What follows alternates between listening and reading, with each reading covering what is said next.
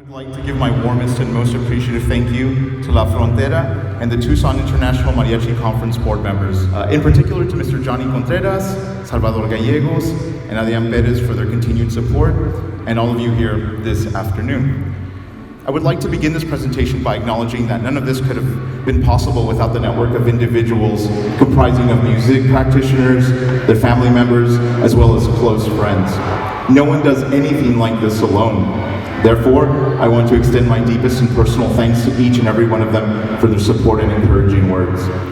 Quisiera tomar unos momentos para reconocer a las personas cuales hicieron este trabajo posible, en particular Mario Rodríguez de Hijar, Alberto Beto Jiménez, el maestro Carlos Fuentes e Israel Bustos. También quisiera, infinitas gracias. También quisiera extender un agradecimiento a todos los elementos que han pertenecido al Mariachi de América, ambos los que están integrados en el pasado y los que se encuentran con nosotros hoy presentes. Muchísimas gracias, compañeros. To be asked to speak on either Don Jesús Rodríguez de Hijar or Mariachi de América alone is not only an honor, but a challenge in the highest regard. The sheer volume of output from these entities is exhaustive, to say the least. Therefore, I have opted for a brief timeline in order to contextualize by highlighting and bringing us to the present day. I apologize beforehand for having to work within the constraints of today's time and for having to leave any of these details out. Mariachi América de Jesús Rodríguez de Hijar stands not only as one of the most prestigious cultural institutions of Mexico, but also as a testament to one of the most important ensembles within the mariachi tradition. Founded in 1975 by Jesús Rodríguez de Hijar, Mariachi de América have exemplified this iconic standing through perseverance of discipline and musical innovation, which we have the benefit of experiencing today. This presentation is divided into 4 sections. The first 3 are detailing Don Jesús's life before creating Mariachi de América, and then we'll finalize with Mariachi de América as is. I would also like to ask you to give a warm round of applause for both Beto Jiménez and Mario, who will be assisting me today. Muchas gracias.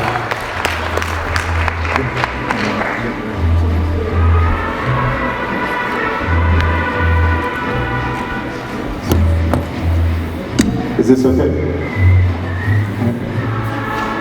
So, Don Jesús Rodríguez de Hijar, as we know him today, is an artistic name. Es el nombre de artista Don Jesús Rodríguez de Hijar. En la actualidad, el nombre de pila de Don Jesús es José Jesús Viernes de Hijar, como el día viernes, like the day of the week, Friday.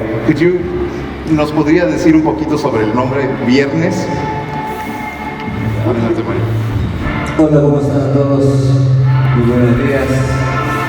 Pues me tocó la fortuna de contar con esta persona tan importante en mi vida. No la escogí yo, pero le doy gracias a Dios por lo mismo, de ser parte de la familia de alguien tan importante para nosotros como familia y también, en este caso, para la música mexicana en general. Y bueno, pues les comentaba, el apellido es muy es como una anécdota porque mi abuelo lógicamente tenía el mismo apellido, Viernes, como el día de la semana, y a él no le gustaba, a mi abuelo no le gustaba que me dijeran Viernes y ¿por qué sábado no? Le decían de otro día de la semana, entonces él no le gustaba que le dijeran que se apellidaba Viernes, y entonces se cambió al segundo apellido de él, que era Rodríguez. Entonces mi papá hizo exactamente lo mismo, también se quitó el Viernes y se dejó Rodríguez. Entonces originalmente era Viernes de Hijar, ahora ya después fue Rodríguez de Hijar. So he said that because they had the last name that was essentially translated as Friday, the end of the week, and people would make fun of their grandfather. And they would say, oh, they would call him another day of the week. They'd call him Monday or Tuesday, and he didn't really like that. So he dropped his first last name and adopted Rodriguez. And then Viernes became Viernes. So Don Jesús was born July 10th of 1929 in Tequila, Jalisco. You see, we're quite far away, but it's very, very close to Guadalajara in actuality. It's a few kilometers northwest. And that's also the birthplace of the alcoholic beverage, tequila. So here's more or less what tequila looked like in 1929. This is a quick recap so you can get an understanding of what the area looked like. Not quite a city, but not quite completely rural either. This is a photograph of Don Jesús Rodríguez de Hijar. He began performing and within the mariachi tradition, learning music at around age 8. And he learned all of the armonia instruments first, then went to violin, and I don't know or ever heard that he performed on trumpet, but this is him at age 8. It's a wonderful artifact to have. In fact, I wanted to show this to you today because it reminds me of so many of you here today.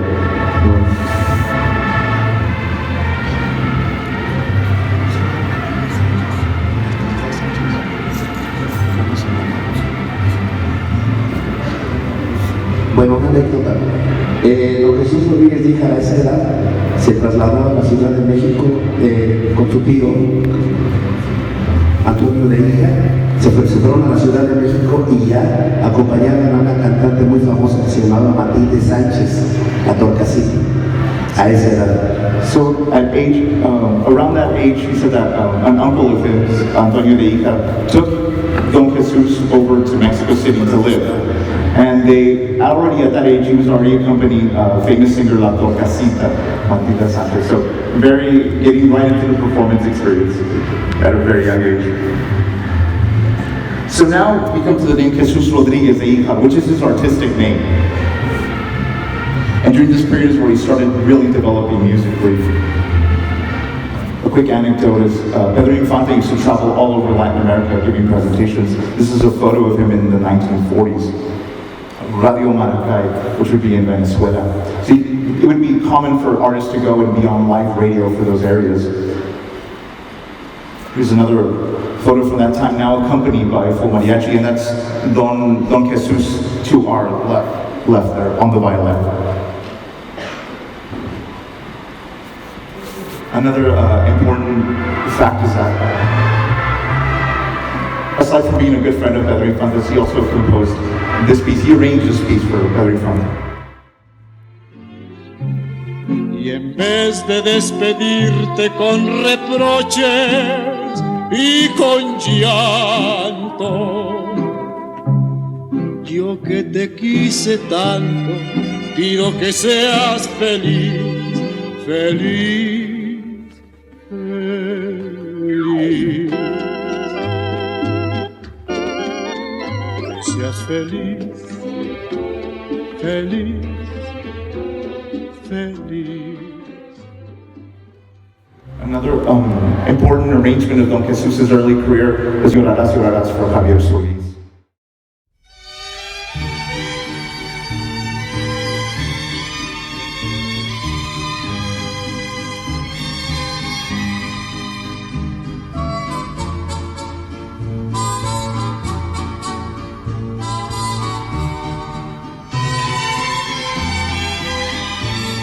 Llorarás, llorarás mi partida. At this point, Don Jesús is really starting to be known as an arranger. And he started to be called by multitudes of people. And we'll see the fruition of that in the fourth stage. So after playing with Mariachi de Occidente and other groups, Don Jesús formally is invited to join Mariachi Vargas de Tecalitlán. Here's one of the earliest recordings of Don Jesús with the group, which has a photo of him on the cover as well. It's from about 1957.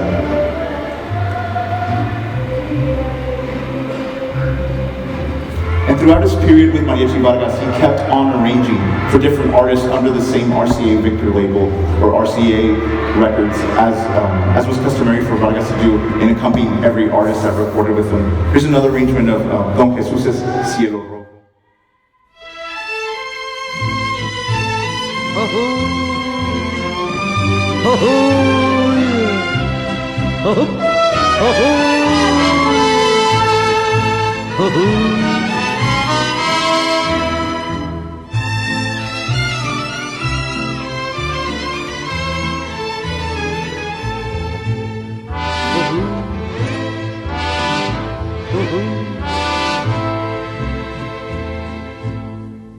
Solo con tu cariño voy caminando, voy caminando.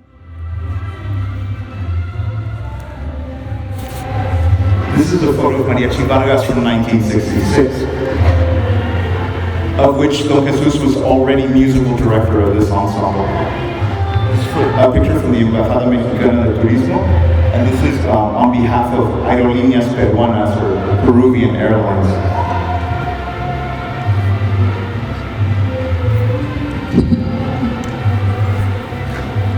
That's Mario. Okay, so in this photo we have both Don Jesús Rodríguez de Hijar and Rigoberto Alfaro. Now I'm mentioning this because Rigoberto Alfaro was the guitarist in Vargas at the time, and both of them had collaborated on many of the pieces that became original compositions that are iconic now in mariachi repertoire. And all of this culminated in '68 with Vargas releasing La Nueva Dimensión. This is an alternate cover, but you can see the potpourri that we're performing today. 3 songs come from this album alone. La Muchacha del Sur, La Hormiga, and La Gruta. So, another anecdote is that there was a mariachi that recorded these before Vargas did, and that was Mariachi Los Monarcas, there. And it's Don Jesus, and that's on the back cover. You can see all of their photos up close. So in '69, another important part of being in Vargas at the time was accompanying singers, not only in albums and recordings, but in live television spots and in concerts as well. Here's an example of that. You'll see Don Jesus is behind Lola Beltrán, so you won't see him immediately. Cuando te hablen de amor y de ilusiones y te ofrezcan un sol y un cielo entero, si te acuerdas de mí, no me menciones, porque vas a sentir amor del bueno. Y si quieren saber de tu pasado, es preciso decir una mentira y que vienes de allí, de un mundo raro, que no sabes llorar, que no entiendes de amor y que nunca has amado.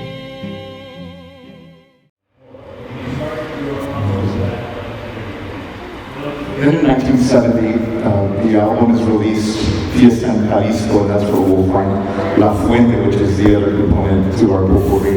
Also on here is one of the last albums that Don Jesus recorded with Mariachi Vargas. It's the penultimate album, I believe.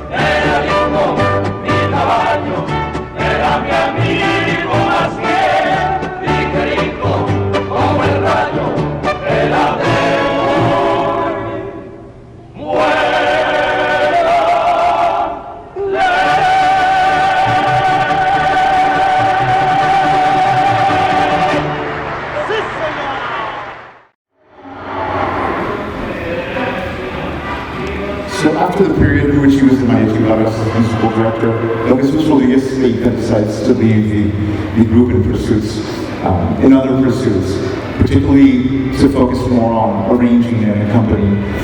So a really key person in this happening is Lola Beltrán, which we saw in a clip earlier. So having accompanied her in written arrangements for as a member or director of Mariachi de Tecalitlán, now Jesús Rodríguez de Hijar is advised by Lola Beltrán to form his own group.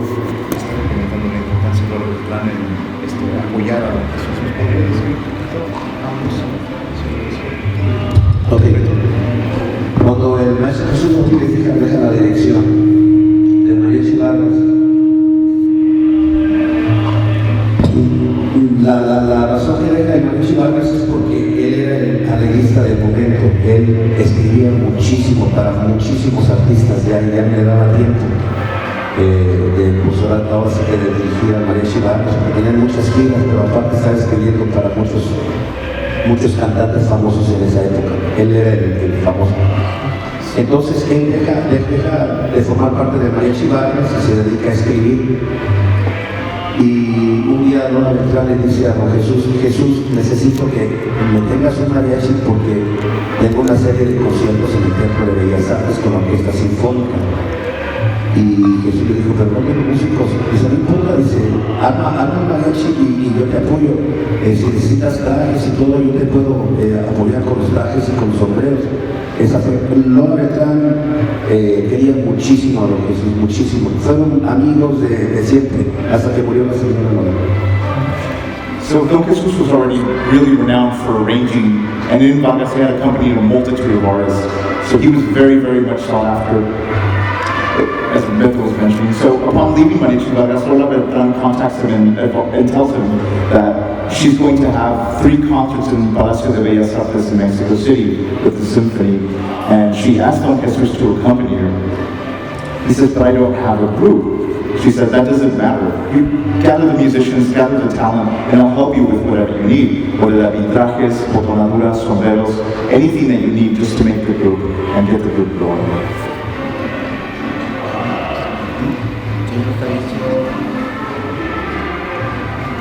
Another key person in the life of Mariachi de América is this gentleman here, Carlos Fuentes, which I had the privilege of meeting. Carlos Fuentes was the group administrator and the copyist for Don Jesús. So he took care of everything, from making sure that they had trajes, making sure the hotel rooms were in order, getting everyone their per diem, when to practice, organization of the group. So it takes a lot of skills to put an ensemble together and keep one running, and this is definitely a man behind it. Another aspect of his integration and his participation with the group was the fact that he was the copyist. So a copyist is a person who gets a score and then starts to copy each part by hand to give to each individual musician. So they're not looking at the entire score.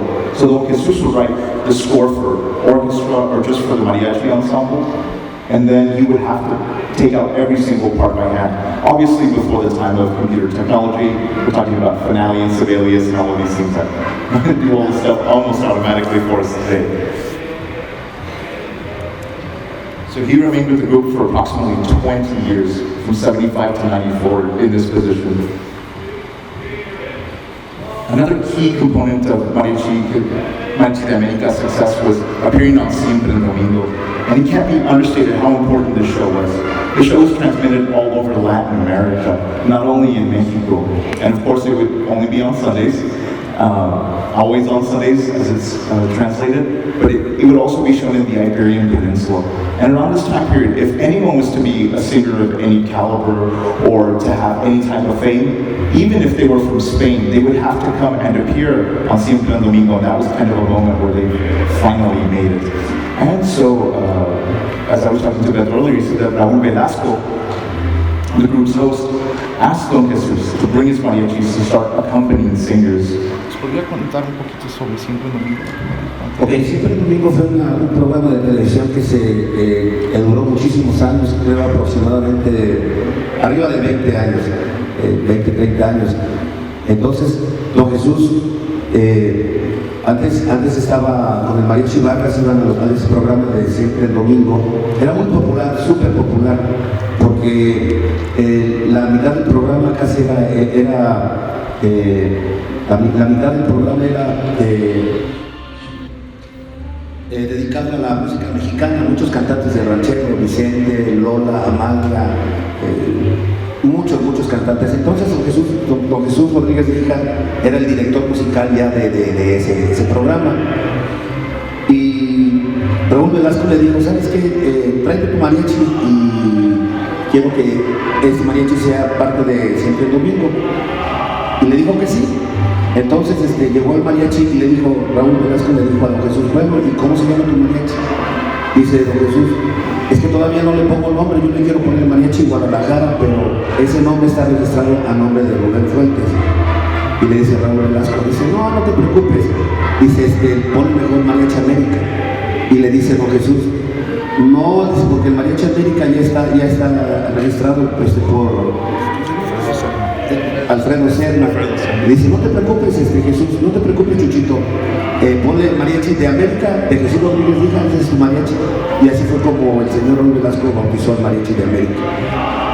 So, when Raúl Velasco invited him to appear on Siempre Domingo and be their house mariachi, they appeared half of the time, half of the show was dedicated to música ranchera, and the other half was more popular modern music. And so when Don Jesus arrives, Raúl Velasco asks him, what's your group's name? He says, they don't have a name yet, we don't have a name. He says, I want to call it Mariachi Guadalajara, but that's registered under Rubén Fuentes, so we can't do that. And then Raúl Velasco suggests, why don't you name it Mariachi América? Don Jesus was not completely opposed, but he said there's already another Mariachi América way back. I mean, we're talking in times of Pedro Infante still. It's Mariachi América de Alfredo Serna. So he says we can't do that either. Raúl Velasco then offers another suggestion. He says, okay, why don't you name it Mariachi de América de Jesús Rodríguez de Hijar, and that'll be the only one. So the person responsible for the naming of this group is Raúl Velasco. So we're going to go through really, really briefly.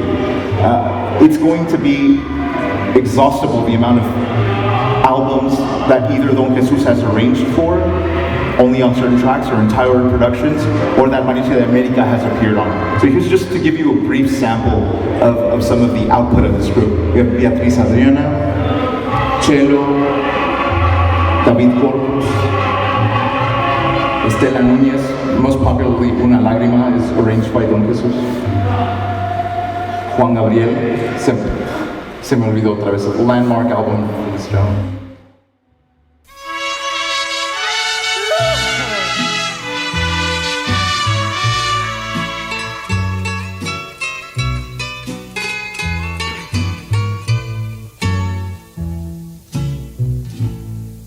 Probablemente ya de mí te has olvidado y mientras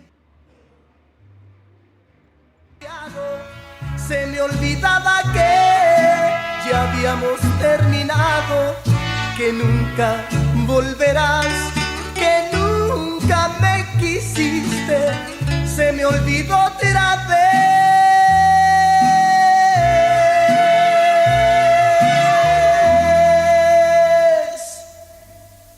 Solo yo te quise.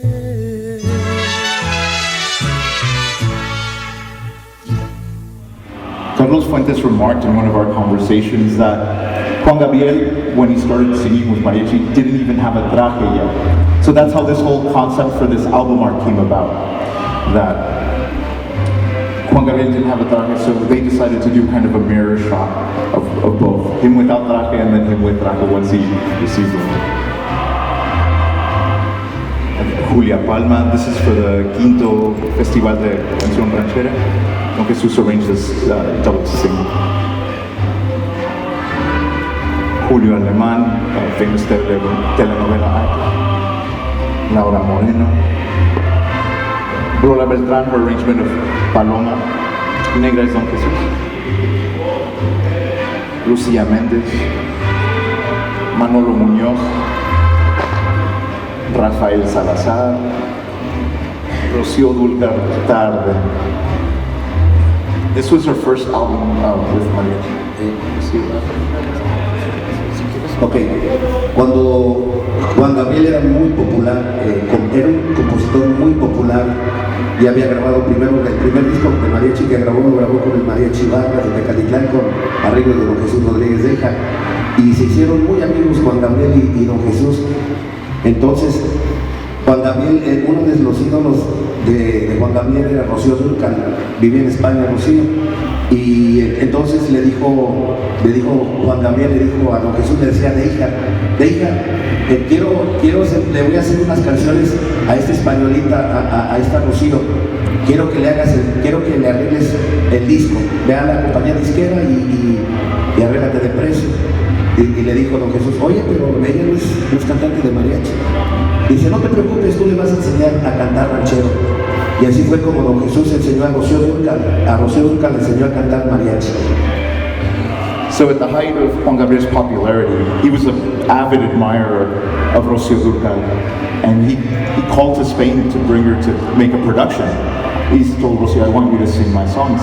Then he also employed don Jesús Rodríguez de Hijar. He used to call him De Hijar, was his nickname. Say, De Hijar, come here, right?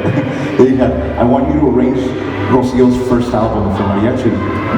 Don Jesús told him, she's not a mariachi singer. She's never sung ranchera. Juan Gabriel told him, don't worry, you're going to be the person to teach her how to sing ranchera.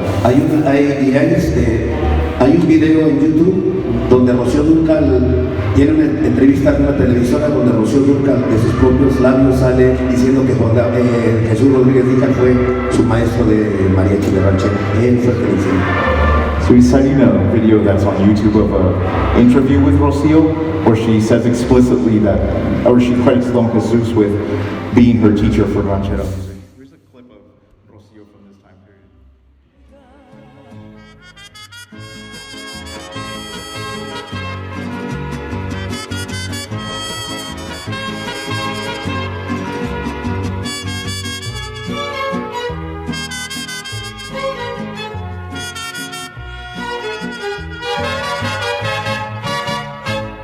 Yo te dije y te juré que eras mi vida, que eras todo lo mejor que había tenido, que a mi madre y a ti solo quería, que para ella y para ti yo había nacido. Te perdono todo el daño que me hiciste, pero no me pidas que vuelva contigo. Me da pena que me digas que regrese cuando yo no puedo ya ni ser tu amiga. Me da pena que me digas que regrese cuando yo no puedo ya ni ser tu amiga.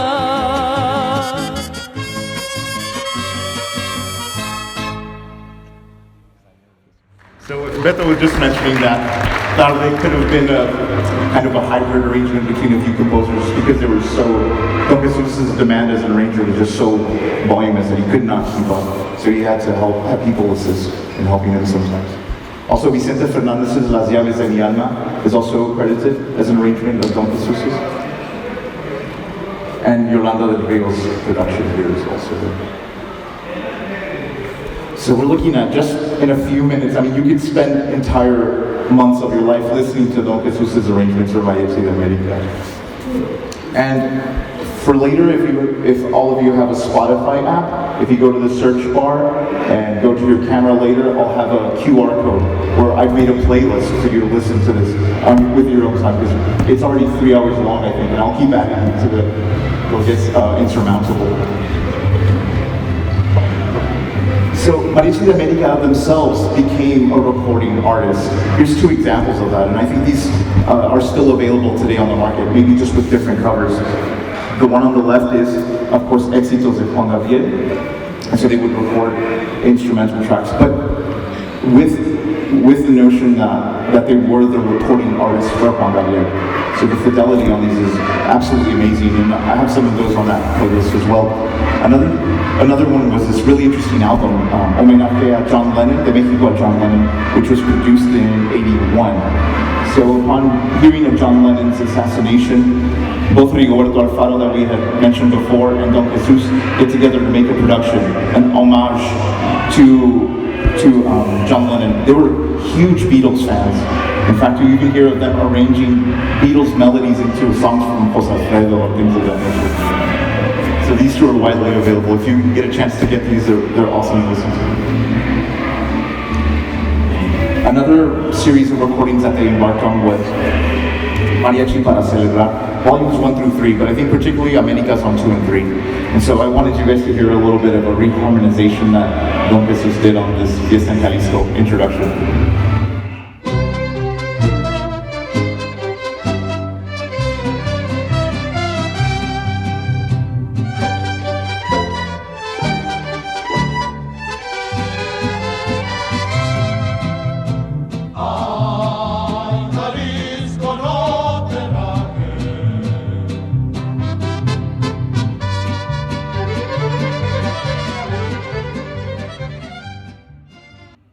I wanted to share this clip with you because it shows just at this point how incredible this group was, even after all of these recordings had been produced.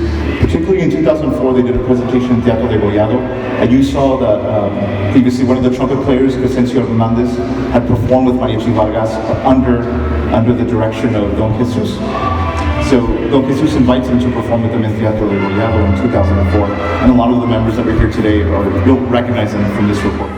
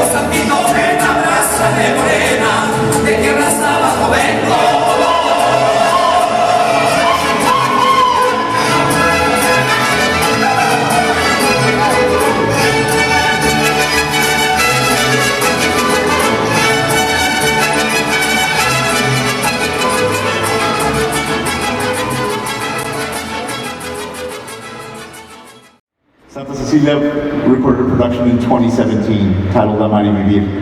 And in this production, they collaborated with a different artist for each track. And instead of going into the studio, Santa Cecilia traveled to Mexico City and to Mexico, I should say, to record all of these things live. So what you're hearing on that recording, it's also on the playlist, what you hear there is the actual live recording. And the wonderful thing is all these things were captured with video production as well. So if time permits, which I think we're still okay, I'm going to play a large sample of this. The track that Mariachi de América performs on with her is Como Dios Manda.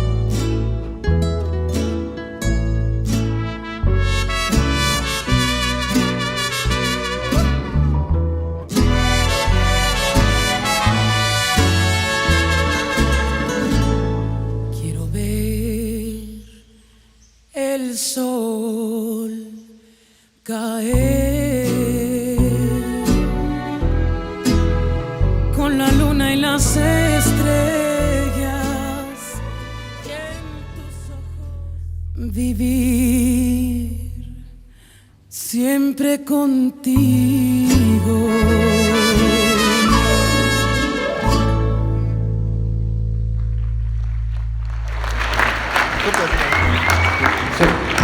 just again to recap, none of this is studio, it has to post editing and things of that nature, but all the audio captured is from that actual video that we're seeing as well. And Mario has a wonderful anecdote about working with us on this CD. Sí, bueno, cuando en la parte del medio, cuando está el solo de trompeta, ella empezó a llorar porque le pareció muy sentimental y se tuvo que parar en ese momento la grabación porque todo fue en vivo. Entonces esa canción fue en vivo, no fue de estudio. Y ya después, ya que se tranquilizó, pues ya continuamos con la siguiente toma y ya fue cuando quedó, pero sí, soltó algunas lágrimas la muchacha. So Mario is recollecting that when they recorded this, some of the earlier takes for the first take that they did, when the trumpet solo came in the middle before the recap, she began to cry. And so because she started to cry, they had to stop recording, and she had to take a few moments and then collect herself, and then afterwards she was able to continue. Instead of about the second take, they laid it down. It was really solid, he said, after that point. It's a wonderful anecdote. Bless his heart. So now we come to the point in time where we're going to ask for them if they have any further comments, if they have anything to add to this discussion. Obviously, there's way too much to include in a presentation, but if there's anything that they feel that's important to know, that's also good. And then we'll open it up for questions, possibly if you have any more time.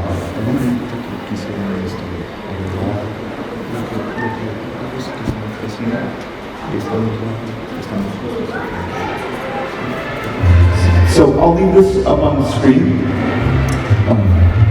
Both Mario and Beto want to thank you for coming, and this is a QR code. So if you go to Spotify and look at search and go into your camera, you'll be able to go right to the playlist that's been created to supplement this presentation today. I want to thank all of you, and I want to thank in particular Don Jesús.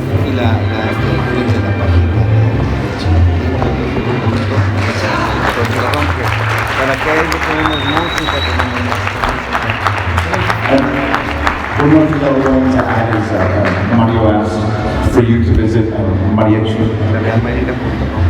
de América.com if you want more information for the group or to purchase CDs and things of that nature. And there's a lot more biography, it's a lot more in depth than we could fit into a presentation at this time. So thank you so much.